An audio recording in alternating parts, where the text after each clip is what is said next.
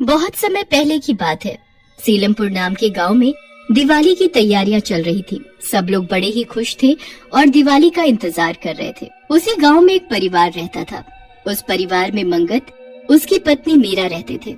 मंगत की एक छोटी सी किराने की दुकान थी। क्योंकि दिवाली आने को थी, इसलिए एक दिन मंगत ने सोचा और अपनी मीरा से कहा, मैं सोच रहा हूँ क्यों ना बाजार जाकर वहाँ से कुछ बम पटाखे ले आऊं। दुकान में रख लूंगा तो अच्छी कमाई हो जाएगी।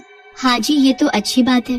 ठीक है, फिर मैं कल सुबह ही शहर के लिए निकल जाऊंगा। शहर काफी दूर है तो मुझे आते आते रात ही हो जाएगी। बस फिर अगली सुबह मंगत पटाखे लेने के लिए शहर निकल पड़ता है। शहर में काफी भीड़ होती है और मंगत को आते आते रात हो जाती है। जल्दी घर पहुंचने के चक्कर में मंगत अपनी साइकिल एक जंगल के रास्ते से निकाल लेता है। जंगल काफी घना और खतरनाक होता है। काफी दूर आने के बाद मंगत की साइकिल की अचानक चेन उतर जाती है। ओहो, इस चैन को भी अभी उतरना था। एक तो पहले ही इतनी देर हो गई है। मंगत अपनी साइकिल की चेन ठीक करने लगता है, पर उसे इस बात का जरा भी अंदाजा नहीं होता है कि साइकिल की चेन उतरना कोई इत्तेफाक नहीं है, बल्कि वहाँ खड़े बरगद के पेड़ के ऊपर बैठी एक चुड़ैल का काम है। चुड़ैल ऊपर बैठी मंगत को परेशान करने लगती है। इस आदमी की साइकिल के ऊपर ये क्या रखा हुआ है डिब्बे में? अभी इसको गिरा देती हूँ। चुड़ैल मजे मजे में उस आदमी की साइकिल पर रखे हुए डब्बे को नीचे गिरा देती है। डब्बे में से कुछ पटाखे बाहर आ जाते हैं। चुड़ैल उनको देखकर अचानक उदास हो जाती है। मंगत अपने पटाखे वापस डब्बे में भरकर साइकिल पर रखकर जैसे तैसे घर जाने लगता है। अब चुड़ैल भी उसके पीछे पीछे लग जाती है और उस आदमी के गांव तक पहुंच जाती है। गांव में पहुंचते ही चुड़ैल की आंखें खुशी से चौड़ी हो जाती हैं। दिवाली, वाह, सब कितना सुंदर है। अब मैं भी इन सब के साथ दिवाली मनाऊंगी। चुड़ैल उस आदमी के साथ उसके घर तक पहुंच जाती है। घर में मंगत अपना पटाखों का डब्बा लेकर पहुंच जाता है। अरे, आ गए आप? काफी देर लगा दी आपने। अरे बस क्या बताऊं कि कितनी भीड़ थी शहर में, और ऊपर से मेरी साइकिल पंचर हो गई। उसके बाद मेरे पटाखे गिर गए। बड़ी मुश्किल से घर पहुंचा हूँ। ओहो, चलो आप हाथ मुंह धो लो, मैं खाना लगा देती हूँ। मंगत मुंह हाथ धोकर खाना खाने लगता है और चुड़ैल वहीं खड़ी उस डब्बे को देखती रहती है। जब मंगत और मीरा सो जाते हैं तो वो चुपके से उस डब्बे को घर के बाहर ले जाती है और फिर उसमें से पटाखे निकालने लगती है। अरे वाह, अब इन पटाखों को जलाऊंगी, कितना मजा आएगा। कितने नए नए तरीके के पटाखे हैं ये, मैंने तो कभी नहीं देखे। चुड़ैल एक एक करके उन पटाखों को जलाने लगती है और खुशी के मारे उछलने लगती है। पटाखों की आवाज सुनकर मंगत अचानक उठ जाता है। हे भगवान, ये इतनी रात को पटाखों की आवाज कहाँ से आ रही है?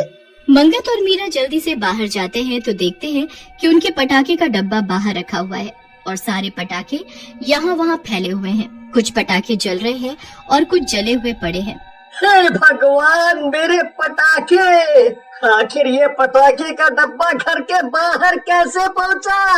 घर तो अंदर से बंद था। अजीब, अभी कुछ ही पटाखे जले हैं, जल्दी से बचे हुए उठा लो। दोनों मिलकर सारे पटाखे वापस डब्बे में भर लेते हैं।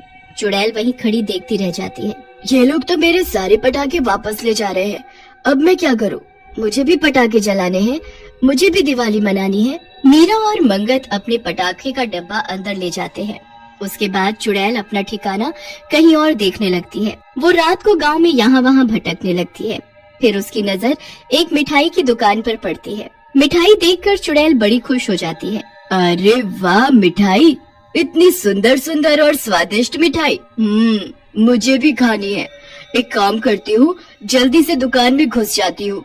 चुड़ैल जल्दी से दुकान की तरफ आगे बढ़ती है और दुकान के बाहर लगी मिठाई में से एक मिठाई उठाकर खाने लगती है। वाह, कितनी स्वादिष्ट है। इतनी स्वादिष्ट मिठाई तो मैंने कभी नहीं खाई। चुड़ैल वहाँ खड़ी मिठाई का स्वाद ले ही रही होती है कि तभी दुकान का मालिक अपने नौकरों को दुकान बंद करने को बोलने लगता है। अरे भाई, इतनी रात हो गई है, जल्दी जल्दी सब मिठाई दुकान के अंदर रखो और दुकान बंद करो। इतने आलसी हो गए हो तुम लोग कि मैं तो परेशान हो गया हूँ तुमसे। अभी सब मिठाई अंदर रख रहे हैं बाबूजी, आप चिंता ना करें, बस 5 मिनट में हम सब कर देंगे। दुकानदार अपने नौकरों पर गुस्सा करता है और सब जल्दी जल्दी सारी मिठाई अंदर रख देते हैं। चुड़ैल मिठाई के 2 टुकड़े लेकर वहीं खड़ी रह जाती है। मेरी मिठाई, अब मैं मिठाई कैसे खाऊंगी? अब मैं क्या करूं? मुझे कुछ और देखना पड़ेगा। वो रात ऐसे ही निकल जाती है और फिर अगले दिन चुड़ैल फिर से यहाँ वहाँ भटकने लगती है। उसे गांव में चारों तरफ दिवाली की तैयारियां होती दिखती हैं, जिसे देख वो बड़ी खुश होती है और वहीं खड़ी होकर सब बड़े ध्यान से देखने लगती है। चुड़ैल की नजर फिर अचानक एक दुकान पर जाती है, जहाँ बड़े ही सुंदर सुंदर कपड़े मिल रहे होते हैं। चुड़ैल हाथ लगाकर उन कपड़ों को देखने लगती है। वाह, कितने सुंदर कपड़े हैं ये! काश मेरे पास भी ऐसे कपड़े होते। मैं भी दिवाली पर सबकी तरह सुंदर सुंदर कपड़े पहनती। एक काम करती हूँ, अभी यहाँ कोई भी नहीं है, जल्दी से एक सुंदर सा सूट निकाल कर देखती हूँ। चुड़ैल एक सूट निकालती है और शीशे के सामने खड़ी होकर उसे अपने ऊपर लगाकर देखने लगती है। अरे वाह, ये तो मुझ पर कितना जच रहा है। अब मुझे भी यही सूट चाहिए, मैं भी दिवाली पर इसे पहनूंगी। चुड़ैल उस सूट को अपने ऊपर लगाकर देख ही रही होती है कि अचानक उसके पीछे दुकानदार आ जाता है, जिसे वो चुड़ैल सामने तो नहीं बल्कि शीशे में दिख जाती है। अरे भाई लोगो, जल्दी आओ, जल्दी आओ। अरे क्या हुआ सेठ जी, क्यों चिल्ला रहे हो? आप तो काफी डरे हुए भी लग रहे हो। अरे बात ही कुछ ऐसी है। अरे पर बात तो बताओ कि क्या है? अरे मैंने अपनी दुकान में एक चुड़ैल देखी है। मुझे वो सामने तो नहीं दिखी, लेकिन वो शीशे में साफ साफ दिख रही थी। वो मेरी दुकान के कपड़े अपने ऊपर लगाकर शीशे के सामने खड़ी थी और खुद को देखकर बड़ी खुश हो रही थी। हे भगवान, ये आप क्या बोल रहे हो? हमारे गांव में मतलब चुड़ैल घूम रही है? अरे भाई लोगों, अब दिवाली आ रही है ना, इसलिए मुझे लगता है किसी ने जादू टोना करके आपकी दुकान में चुड़ैल छोड़ दी है। आप जल्दी इसका कुछ करो, क्योंकि आज आपकी दुकान बर्बाद कर देगी और कल को किसी और की। अरे जल्दी से गांव के तांत्रिक को बुलाओ और वही इसका समाधान करेंगे। और आप सबसे पहले उस दुकान को बाहर से बंद कर दो, ताकि वो चुड़ैल अंदर ही बंद हो जाए। दुकानदार जल्दी से जाता है और अपनी दुकान का शटर बाहर से लगा देता है। शटर बंद करते ही चुड़ैल अंदर बंद हो जाती है। अरे ये दुकान किसने बंद कर दी? अब मैं क्या करूं? मुझे तो इतना जादू भी नहीं आता कि मैं ये दुकान खोल सकूं। अब मैं क्या करूं? चुड़ैल तो अंदर बंद हो जाती है और इधर गांव वाले उस तांत्रिक को बुला लाते हैं। तांत्रिक दुकान के बाहर खड़े होकर अपने मंत्र पढ़ने लगता है और कुछ कुछ चीजें दुकान के ऊपर फेंकने लगता है। मुझे किसी ने नहीं भेजा है, मुझे यहाँ से आजाद कर दो, मुझे जाने दो। तांत्रिक उस दुकान का दरवाजा खुलवाता है और फिर बहुत सारी भभूत उस चुड़ैल पर फेंकता है, जिससे वो चुड़ैल सबको दिखने लग जाती है। उसके बड़े ही फटे पुराने कपड़े होते हैं और दिखने में वो बहुत ही गरीब होती है। मुझे जाने दो, मुझे भस्म मत करो, मैंने किसी का कुछ बुरा नहीं किया। तो फिर तू इस गांव में क्या कर रही है और इस दुकानदार के साथ क्या करने वाली थी? मैं कुछ नहीं करना चाहती थी। मैं तो बस इस पटाखे वाले के पीछे पीछे इस गांव में आ गई, क्योंकि मुझे पटाखे जलाने थे। फिर जब मैंने पटाखे जलाने शुरू किए तो उसकी आवाज से ये लोग उठ गए और सारे पटाखे ले गए। मैं बाहर ही रह गई। उसके बाद मैं मिठाई खाने गई तो वहाँ भी उस दुकानदार ने सारी मिठाई अंदर रखवा दी और मैं मिठाई भी नहीं खा पाई। मैंने कुछ नहीं किया, मैं बहुत गरीब थी और दिवाली वाले दिन ही मेरी मौत हो गई थी। बड़ी इच्छा थी हमेशा एक अच्छी दिवाली मनाऊं, पर ऐसे कभी नहीं हो सका। मैं भूत चुड़ैल देखकर बता सकता हूँ कि कितना खतरनाक है। ये चुड़ैल ऐसी नहीं है, ये सच बोल रही है। अब तुम सब गांव वालों को इसकी इच्छा पूरी करनी होगी, पर तुम भी वादा करो कि उसके बाद तुम यहाँ से चली जाओगी। हाँ, मैं वादा करती हूँ, फिर मैं चली जाऊंगी। बस फिर सब गांव वाले उसकी ये इच्छा पूरी करते हैं। उसकी जो इच्छा जीते जी पूरी नहीं हो पाई थी, वो मरने के बाद पूरी हो ही जाती है। दिवाली के खत्म होते ही वो चुड़ैल सबको खुशी से धन्यवाद करती है और वहाँ से हमेशा हमेशा के लिए चली जाती। बहुत समय पहले की बात है। रामपुर नाम का एक गांव हुआ करता था। उस गांव के लोगों में आपस में बहुत प्यार और भाईचारा था। सब मिलजुल कर एक परिवार की तरह रहते और सभी खुशी और त्योहार मिलजुल कर मनाते। दिवाली आने वाली थी, इसलिए उस गांव में रौनक और भी ज्यादा थी। हर तरफ बाजार लगे हुए थे, हर तरफ रोशनी और खुशियां ही खुशियां थी। सब दिवाली की सफाइयों और तैयारियों में लगे हुए थे। बच्चों को तो दिवाली आने का सबसे ज्यादा इंतजार था, पर किसी को क्या पता था दिवाली से पहले उनके गांव में इतनी बड़ी मुसीबत आने वाली है। दिवाली से कुछ दिन पहले की ही बात है, जब उस गांव में एक रात एक चुड़ैल दाखिल हो जाती है। उस चुड़ैल के पास एक बहुत ही बड़ा अनार बम होता है। वो बहुत डरावनी होती है और उससे भी ज्यादा उसकी डरावनी हंसी होती है। आ गई मैं, मुझे इससे ज्यादा अच्छा गांव कोई मिल ही नहीं सकता था। यही वो गांव है जहां मेरा मकसद पूरा हो सकता है, पर सबसे पहले मुझे यहाँ रहने के लिए कोई जगह चाहिए होगी। कहाँ जाऊँ? चुड़ैल यहाँ वहाँ गांव में अपना रहने का ठिकाना ढूंढने लगती है। फिर उसकी नजर एक घर पर पड़ती है। वो उसकी खिड़की से अंदर झांक कर देखती है तो अंदर टोकरों में कुछ बम पटाखे रखे हुए होते हैं। फिर वहाँ माला आती है जो उन टोकरों को उठाकर एक किनारे रखने लगती है। आज तो काफी पटाखे बना लिए मैंने, अब कल इनको शहर जाकर बेच आऊंगी। हे भगवान, इस पेट को पालने के लिए इस अकेली औरत को क्या क्या करना पड़ता है, पर कर भी तो क्या सकती हूँ। जब मेरा कोई है ही नहीं तो अकेले ही सब करना होगा। अच्छा, तो ये औरत इस घर में अकेली रहती है। और इसका पटाखे का काम है। वाह, इससे बढ़िया तो मुझे कोई घर मिल ही नहीं सकता था। चुड़ैल उस घर का दरवाजा खटखटाने लगती है। अरे, कौन आ गया इतनी रात को? किसी को भी चैन नहीं है। जरूर ये बच्चे होंगे जो मुफ्त के पटाखे लेने आए होंगे। अभी बताती हूँ इनको।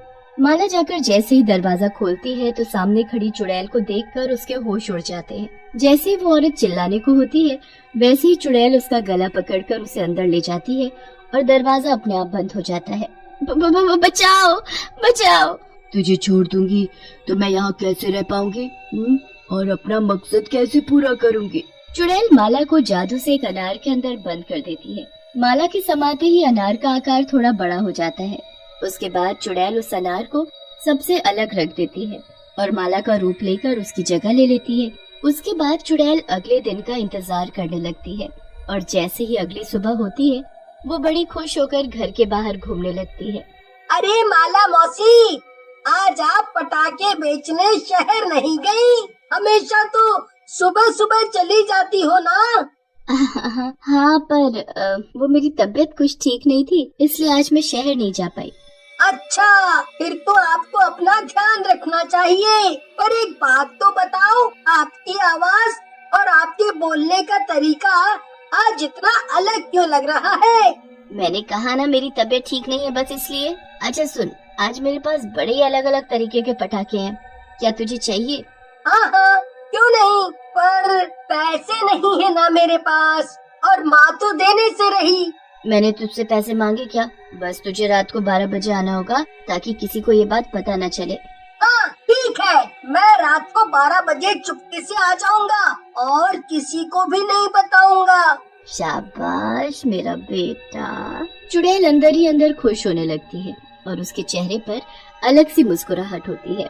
वो पूरा दिन बस रात के 12 बजने का इंतजार करती रहती है और फिर जैसे ही रात होती है और सभी गांव वाले सो जाते हैं, चुड़ैल अपने असली रूप में आ जाती है। वो बार बार खिड़की के बाहर झांककर राहुल का इंतजार करने लगती है। राहुल भी पटाखे के लालच में अपने माँ बाप के सोते ही वहाँ से छुपकर निकल लेता है और चुड़ैल के घर पहुँच जाता है। उसे तो जरा भी अंदाजा नहीं होता कि वहाँ माला मौसी नहीं बल्कि चुड़ैल है। वो घर पहुँचकर दरवाजा खटखटाने लगता है। मौसी, माला मौसी, दरवाजा खोलो। चुड़ैल राहुल की आवाज सुनते ही खुश हो जाती है और झट से दरवाजा खोलने भागती है। दरवाजा खुलते ही राहुल जोर से चिल्ला पड़ता है और चुड़ैल उसका मुंह बंद करके उसे घर में ले जाती है। फिर वो उस पर जादू मंतर करके उसे उसी अनार में बंद कर देती है।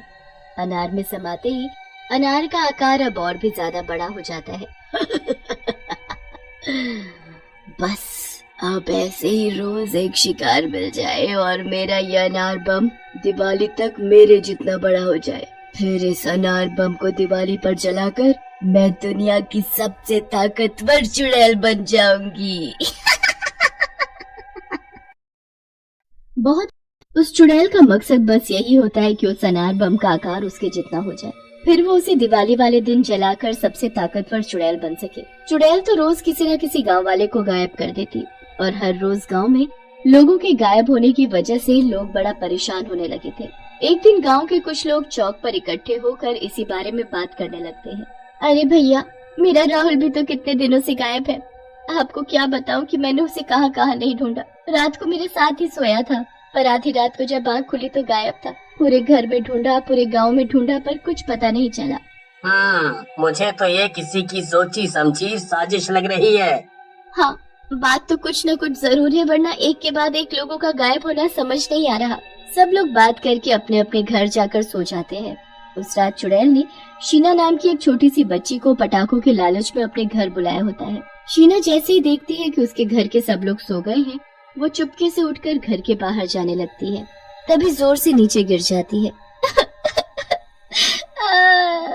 माँ, मुझे लग गई माँ। हे भगवान, शीना मेरी बेटी, तुम नीचे कैसे गिर गई? क्या हुआ शीना, बताओ मुझे। शीना बहुत छोटी होती है, माँ उसे डांटे ना, इसलिए वो अपनी माँ को सब सच सच बता देती है कि माला मौसी ने उसे पटाखे देने के लिए रात को 12 बजे अपने घर बुलाए हैं। रात को 12 बजे माला ने मेरी बेटी को अपने घर क्यों बुलाया है? आखिर इतनी रात को क्यों? कुछ गड़बड़ है, मुझे सब गांव वालों को बताना चाहिए। शीना की माँ को चैन नहीं पड़ता और वो उसी वक्त पड़ोसियों को उठाकर सारी बात बताती है। पड़ोसियों को भी ये बात अजीब लगती है। हम सबको चुपके से वहाँ जाकर देखना चाहिए। एक काम करते हैं, हम शीना बेटी को वहाँ भेज देते हैं और उसका पीछा करते हैं। ना बाबा ना, मैं अपनी बेटी को ऐसे किसी के घर इतनी रात को क्यों भेजूं? अरे भाभी जी, हम सब है ना, हम सब उसके पीछे पीछे जाएंगे, आप चिंता मत करो।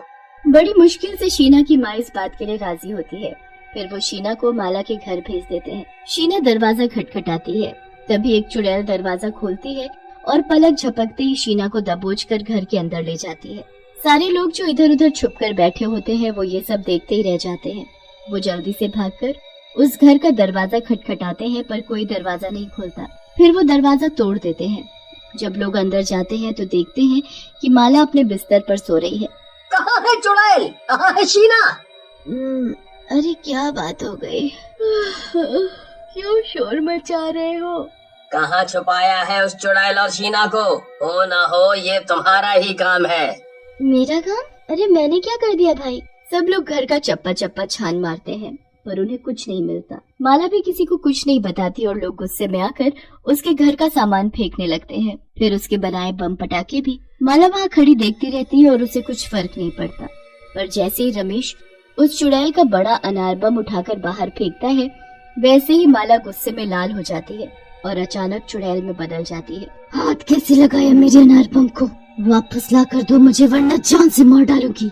अरे बाप रे, ये तो चुड़ैल है, ये सब इसी का काम है। अरे कुछ करो, इसी ने गांव के लोगों को गायब किया है। लोग उस चुड़ैल को उसके घर में बंद कर देते हैं और फिर जल्दी से पंडित को बुला कर लाते हैं। पंडित जी उसके घर के चारों तरफ गोला बना देते हैं, जिससे वो चुड़ैल उसी में कैद हो जाती है। गांव के गायब हुए सब लोग मेरे बनाए इसी गोले में कैद हैं, पर इस चुड़ैल ने उन्हें कहाँ कैद किया है, मुझे ये समझ नहीं आ रहा। मुझे पता है, वो जरूर घर के बाहर पड़े उस बड़े अनार बम में है, क्योंकि जैसे ही मैंने ये अनार बम घर के बाहर फेंका, वैसे ही वो चुड़ैल में बदल गई। पंडित जी आंगन में पड़े उस बड़े अनार बम को गोला के बाहर लेकर आते हैं। चुड़ैल घर के अंदर खिड़की पर खड़ी चिल्लाने लगती है, नहीं नहीं, मेरा अनार बम है, उसे तो दिवाली की रात जलाकर मैं दुनिया की सबसे ताकतवर चुड़ैल बनूंगी। पंडित जी गांव के सभी लोगों को एक एक दिया जलाकर लाने को कहते हैं और उस दिए को अनार बम के चारों ओर लगाने को कहते हैं। तो उसकी पवित्र रोशनी से उस अनार से धुआं निकलने लगता है। फिर अचानक से एक धमाका होता है। धमाके के बाद अनार बम और चुड़ैल नष्ट हो जाते हैं और गांव के गायब हुए सब लोग दिए की रोशनी में वापस दिखने लगते हैं। पूरा गांव खुशी से झूम उठता है और हमेशा की तरह उस दिवाली भी सब मिलजुल कर दिवाली मनाते हैं। उस चुड़ैल का मकसद बस यही होता